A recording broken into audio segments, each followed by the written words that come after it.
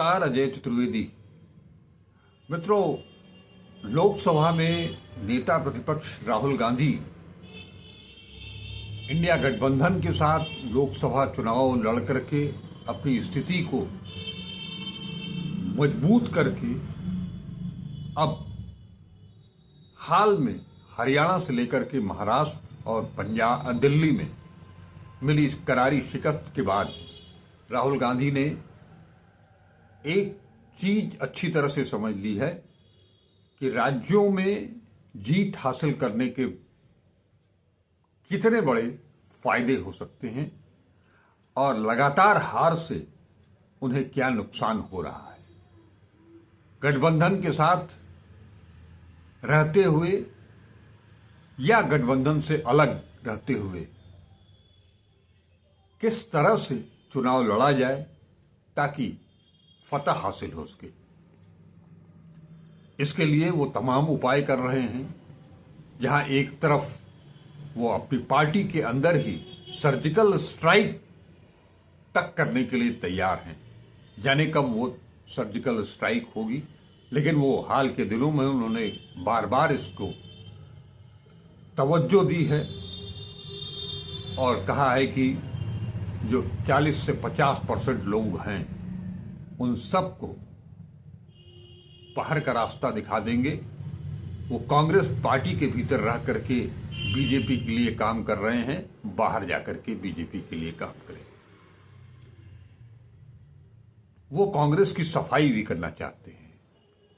साथ ही साथ सत्ता पक्ष यानी कि भारतीय जनता पार्टी, नरेंद्र मोदी, प्रधानमंत्री नरेंद्र मोदी और गृह मंत्री अमित शाह इस जोड़ी ने जिस तरह से पूरी मशीनरी पर कब्जा कर रखा है, ऐसी स्थिति में चुनाव जीता कैसे जाए, ये एक अहम सवाल हो गया है। लिहाजा आज संसद ने विपक्ष की तरफ से उन्होंने मतदाता सूची को लेकर के चर्चा कराने की मांग कर दी। हालांकि इस पर स्पीकर ओम बिरला से उनकी बहस भी हुई, लेकिन उन्होंने अपनी पूरी बात रखी और इस पर ओके का जवाब भी आया। बाद में राहुल और प्रियंका लोकसभा अध्यक्ष ओम बिरला के साथ उनके कमरे में भी मिले।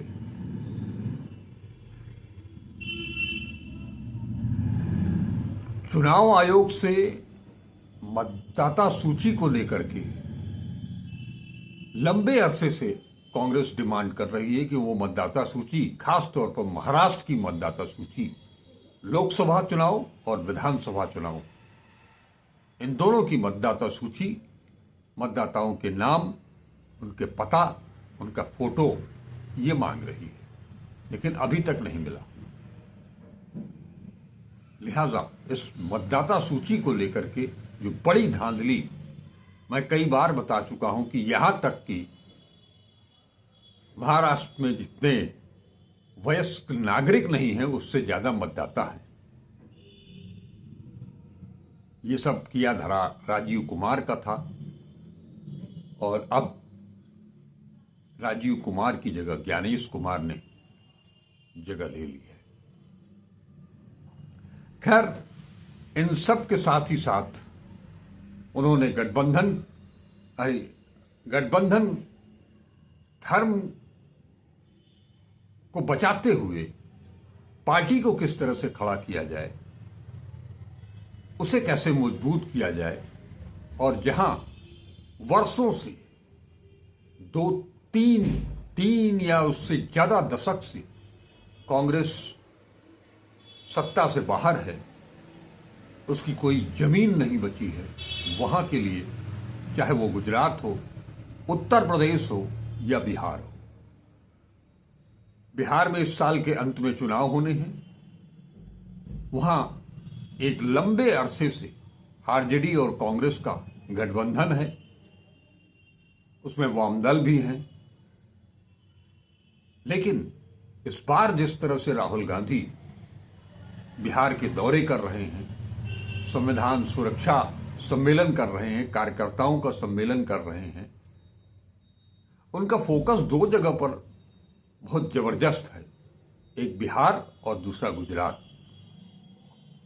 गुजरात में ही उन्होंने कार्यकर्ताओं के सामने ये बात रखी थी कि अब कांग्रेस में एक ही कांग्रेस रहेगी, दो कांग्रेस नहीं, और कांग्रेस में रह करके बीजेपी के लिए काम करने वालों को बाहर का रास्ता दिखा दिया जाएगा। अब ये बातें जब कही जा रही हैं तो अगल बगल मंच पर जो लोग बैठे हैं, जिनसे कार्यकर्ताओं को दिक्कतें पेश आ रही हैं, वो क्या सोच रहे होंगे कि राहुल गांधी कहां सर्जिकल स्ट्राइक कर रहे हैं और अगल बगल वही लोग तो बैठे हैं। इसमें बदलाव कहां से आएगा? तो बदलाव नीचे से आएगा या ऊपर से आएगा?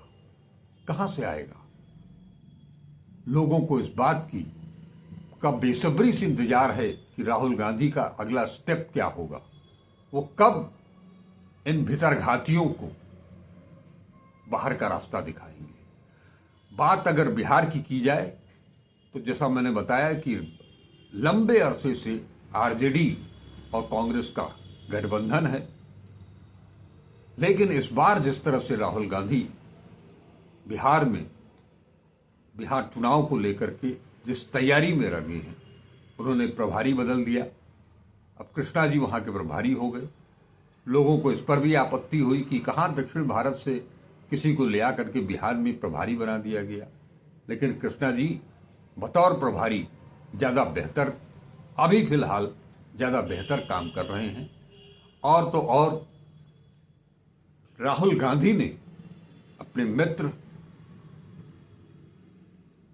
कन्हैया कुमार को भी बिहार चुनाव की दृष्टि से अपनी ताकत झोंकने के लिए इशारा कर दिया है।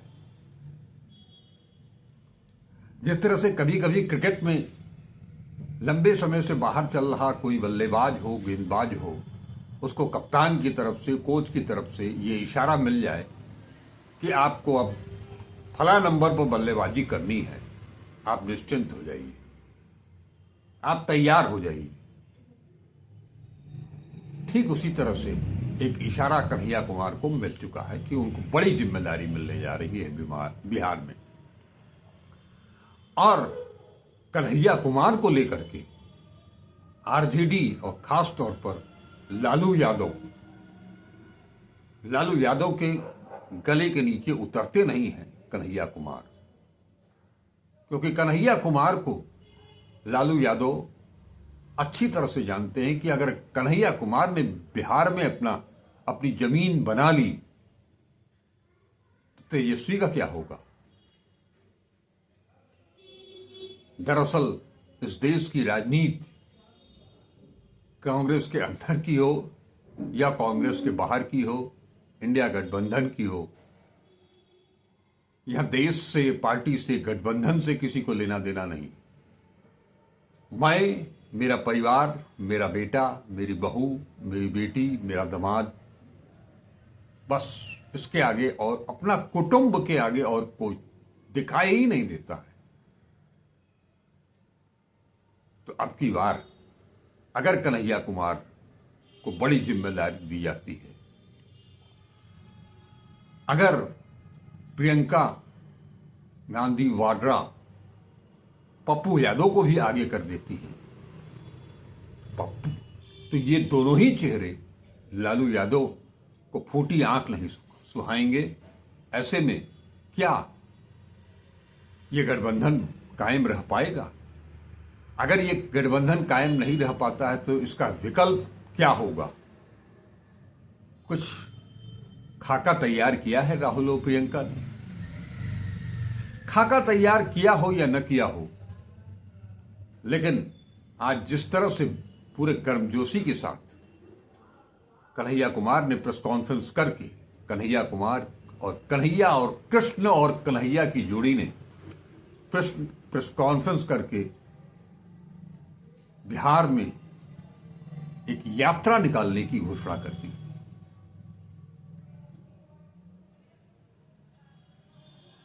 ये यात्रा एनएसयूआई और यूथ कांग्रेस मिलकर के चंपारण से निकालेगी, जहां पर कन्हैया कुमार ने कहा कि ये यात्रा वहीं से शुरू होगी जहां से बापू ने यानी कि राष्ट्रपिता महात्मा गांधी ने अपने आंदोलन की शुरुआत की थी अंग्रेजों के खिलाफ, अन्याय के खिलाफ। तो इस बार भी अन्याय के खिलाफ ही चंपारण से पटना तक की यात्रा निकलेगी। इस यात्रा के दौरान शिक्षा यानी कि पढ़ाई, नौकरी यानी कि रोजगार और पलायन, इन 3 मुद्दों को प्रमुखता से रखा गया है। ये यात्रा घूम फिर करके इन्हीं 3 मुद्दों पर लड़ेगी और इसके पीछे कन्हैया कुमार की सोच उन लाखों बीपीएससी के छात्रों को कांग्रेस से जोड़ने की है। वो कांग्रेस के साथ आए, क्योंकि कन्हैया कुमार को ये जिम्मेदारी सौंपने के पीछे राहुल गांधी की एक बड़ी सोच भी है, हो सकती है। कन्हैया कुमार छात्र नेता हैं, दिल्ली यूनिवर्सिटी के अध्यक्ष, जेएनयू में वो छात्र संघ के अध्यक्ष रहे हैं। तमाम उस समय उनके ऊपर आरोप लगे, लेकिन एक प्रखर वक्ता हैं, छात्र नेता हैं, पढ़े लिखे इंसान हैं, डॉक्टर कन्हैया कुमार। क्या ये रणनीति सफल हो पाएगी? क्योंकि इसके पीछे दिमाग सारा राहुल गांधी का ही है, और राहुल गांधी बार बार जो पटना या बिहार दौड़ रहे हैं, उनका एक लक्ष्य है कांग्रेस को मजबूत करना। मैं पहले भी बता चुका हूं कि कांग्रेस को बिहार में बदलना ही बदलना है। प्रभारी बदल दिया गया है, अब अध्यक्ष बदलने की जरूरत है, क्योंकि अखिलेश सिंह मूलतः कांग्रेसी नहीं है, वो आरजेडी के नेता है। राहुल गांधी को ये तो भनक है कि बीजेपी के लोग कांग्रेस में बैठ करके बीजेपी के लिए काम कर रहे हैं, लेकिन और किन किन पार्टियों के लोग कांग्रेस में बैठ करके अपने इष्टों की मदद कर रहे हैं, मुझे लगता है ये बात भी राहुल गांधी के समझ में आ गई होगी।